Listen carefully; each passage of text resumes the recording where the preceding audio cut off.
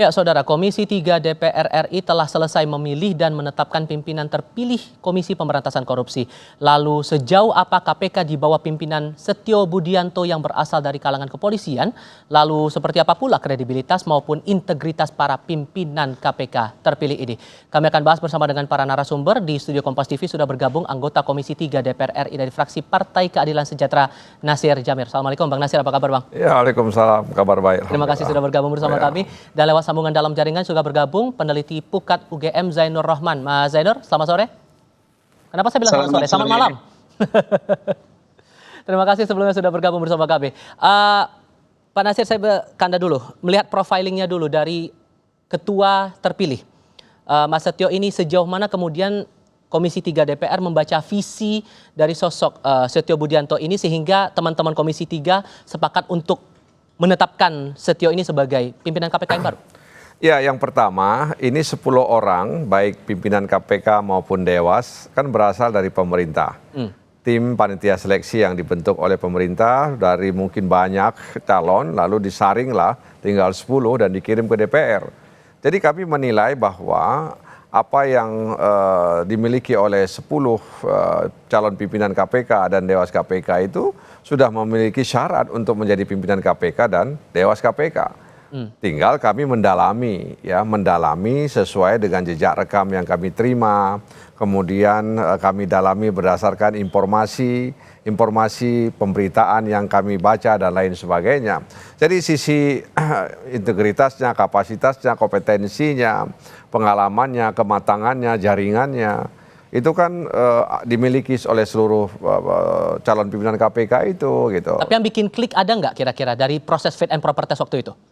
Yang bikin klik seperti apa misalnya? Jadi yang bikin klop nih, karena kan dari proses yang pemilihan kemarin atau yang tadi berlangsung itu kan cukup banyak yang memilih nama Setio Budianto begitu. Apa yang dirasa cukup layak nih kira-kira sosok Setio ini untuk memimpin KPK? Program apa kira-kira? Ya, begini. Jadi kita kan dalam fit and proper itu kan bertanya soal soal korupsi di sektor politik, kemudian juga sumber daya alam, kemudian peningkatan membangun kembali integritas internal, tata kelola lembaga yang baik gitu ya. Kemudian bagaimana KPK ke depan juga membangun kembali apa yang disebut dengan trigger mechanism ke aparat penegak hukum lainnya yang selama ini kita lihat sangat-sangat tidak dilakukan begitu ya.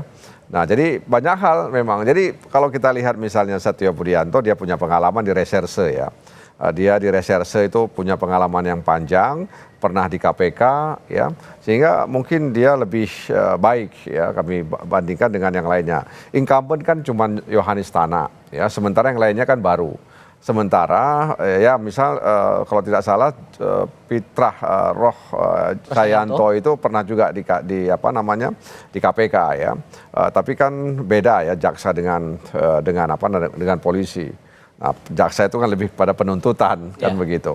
Jadi setelah kami pertimbangkan banyak hal diantaranya dari pengalaman, kematangan, jaringan, ya akhirnya mayoritas praksi di Komisi 3 memilih Setio Budianto untuk menjadi ketua KPK 5 tahun mendatang. Tapi dengan profil ketua KPK terpilih saat ini dari kalangan polisi, publik jadi akhirnya kembali teringat lagi dengan sosok Firly Bahuri juga dari kalangan polisi yang sekarang ternyata terkait kasus etik itu. Apakah tidak ada trauma juga nih dari imajinasi publik terhadap Firly itu nggak bisa kita batasi. Dan tidak semua juga polisi brengsek kan. Bahwa ada oknum-oknum yang kemudian dalam tanda kutip abuse dalam melaksanakan tugasnya, kemudian menyalahgunakan kewenangan dia dimiliki. Saya pikir hampir semua profesi mengalami hal yang sama begitu ya. Nah, tinggal kita lihat meminimalisirnya ya, mencoba untuk mempersempit kira-kira peluang yang kita lihat bahwa ini punya kesempatan baik. Makanya kami katakan kalau yang sempurna itu nggak ada, yang mendekati ya. Nah, karena itu kita berharap Dewas itu bisa bersinergi dengan pimpinan KPK yang akan datang untuk meningkatkan integritas pimpinan KPK, pegawai KPK. Kemarin itu kan Dewas ditentukan oleh pemerintah untuk pertama kali setelah undang-undang perubahan itu dilakukan kan, tidak dilakukan fit and proper di DPR. Nah, sekarang kan itu di DPR dilakukan. Dan menarik juga hari ini pimpinan KPK, Dewas KPK itu sama-sama mereka ujiannya itu seleksinya itu oleh pansel itu sama. Jadi mungkin nanti ada ya istilahnya soulmate lah mereka diharapkan. Begitu. Satu nama lainnya adalah nama Johanis Tanak juga begitu. Kembali lagi saya harus ungkit masalah posisi Johanis Tanak yang pernah punya masalah juga di Dewan Pengawas KPK, pernah disanksi etik juga waktu itu. Itu tidak dipertimbangkan juga oleh Iya, kita pertimbangkan, tapi kan kita lihat ya mana lebih banyak manfaat daripada mudaratnya. Nah, nanti kalau misalnya Dewas KPK yang akan datang nih ya melihat bahwa ada laporan lagi terkait dengan Johanis Tanak misalnya, dan laporan itu ada indikasi bahwa dia misalnya melanggar etik, melanggar undang-undang KPK. Ya Dewas harus cukup berani untuk menindaklanjuti laporan masyarakat tersebut begitu. Melihat profil itu, Mas Zainur, Anda melihatnya gimana untuk sosok Setio Budianto jadi ketua dan ada nama Johanis Tanak juga? Ya, saya melihat ini pansel dan DPR sama sekali tidak belajar 5 tahun terakhir bagaimana KPK itu hancur ya. Saya lihat hasil pilihan Pak Nasir Jamil dan kawan-kawan ini didominasi oleh aparat penegak hukum. Ada satu polisi, 2 jaksa dan ex-jaksa, 1 hakim dan 1 auditor. Artinya saya melihat seakan-akan KPK ini menjadi sekretariat bersama bagi aparat penegak hukum. Lantas bagaimana rakyat itu bisa berharap bahwa KPK itu bisa independen, bebas dari campur tangan kekuasaan manapun. Tidak sekadar kekuasaan politik, tetapi juga intrik dari aparat penegak hukum lain. Harus diingat bahwa situasi saat ini, judicial corruption, korupsi di bidang penegakan hukum itu sangat akut. Tidak hanya saya pikir di Mahkamah Agung kemarin terungkap Zaro Frikar, tetapi juga di kepolisian, di kejaksaan, dan BPK sekarang juga sedang banyak sekali sedang disorot di beberapa kasus korupsi. Tapi kan proses ini kan tidak semuanya dijalankan DPR. Sebelumnya kan sudah dilakukan juga seleksi-seleksi yang panjang juga prosesnya waktu itu, Mas. Ya itu, tadi saya katakan ini kan yang tidak belajar dua-duanya. Ya, mulai dari panselnya sampai DPR-nya. Saya melihat ini kenapa tidak ada proses seleksi sepanjang ini dari 270 juta rakyat Indonesia, tidak ada akademisi, tokoh masyarakat, profesi, kalangan perempuan yang cukup kompeten, independen, berintegritas untuk menjadi pimpinan KPK. Apakah benar-benar itu tidak ada? Saya ragu. Yang saya ragu adalah justru karena memang ini disetting. Disetting untuk apa? Untuk KPK ini dalam tanda kutip agar diakurkan dengan institusi penegak hukum lain. Nah, diakurkan dengan siapa paling tepatnya? Gimana, Mas? Paling tepatnya diakurkan dengan siapa lembaga penegak hukum yang Anda maksud? Penegak hukum itu tidak perlu diakurkan dengan siapa-siapa. Penegak hukum itu harus bisa bekerja sama dengan siapapun, tetapi dalam bidang penegakan hukum harus menurut hukum, sesuai dengan hukum. Kalau memang ada institusi penegak hukum lain yang oknumnya itu bermasalah, ya harus diproses secara hukum, tidak perlu kemudian diakur-akurkan dalam tanda kutip agar mereka bisa bekerja sama. Nah, saya lihat dengan komposisi yang seperti ini, saya tidak punya banyak harapan KPK 5 tahun yang akan datang itu akan independen, akan bebas dari campur tangan kekuasaan manapun. Justru potensi untuk adanya dual loyalty, loyalitas ganda itu sangat besar.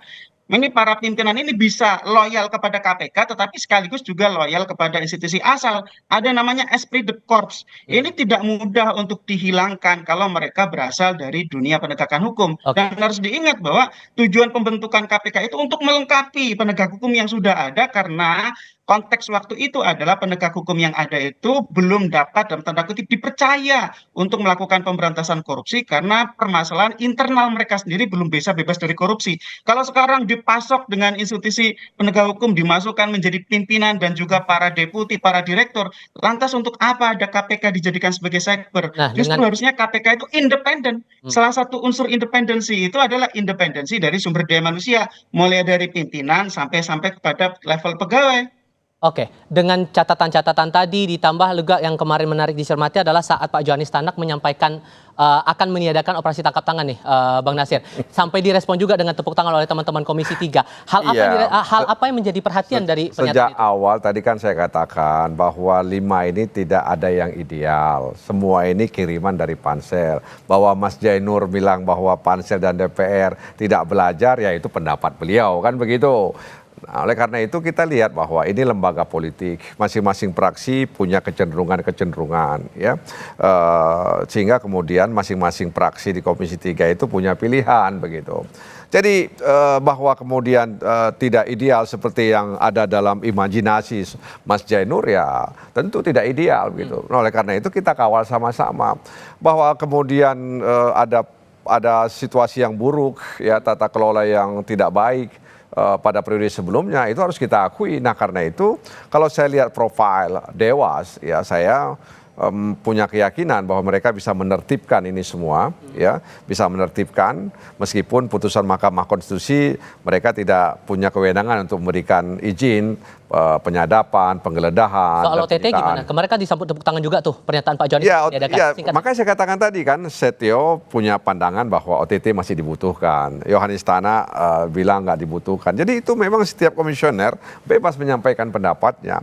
Dan sebelumnya juga Yohanes Tana juga pernah menyampaikan yang sama sebelum dia menjadi komisioner. Tapi OTT tetap berjalan. Jadi korupsi itu membutuhkan OTT, ya, karena dia kejahatan yang tersembunyi, melibatkan lebih dari satu orang. Nah, OTT itu sendiri kan bukan tiba-tiba juga menurut saya. Ya. Dia kan harus ada penyadapan atau ada intaian dan lain sebagainya. Ya, jadi bukan kemudian tiba-tiba orang di OTT, enggak, pasti ya sudah ada pengintaian, ya, sehingga kemudian ditangkaplah pelaku tidak pidana korupsi tersebut. Sehingga PR berikutnya adalah integritas yang harus dipertanggungjawabkan di mata publik untuk bisa memperbaiki indeks persepsi korupsi yang belakangan juga makin menurun hingga beberapa tahun ke belakang ini. Bung Nasir Jamil, mewakili DPR, terima kasih banyak sudah berdiskusi bersama kami. Bung Sainur Rahma juga terima kasih sudah berdiskusi bersama kami. Selamat malam semuanya. Assalamualaikum. Waalaikumsalam.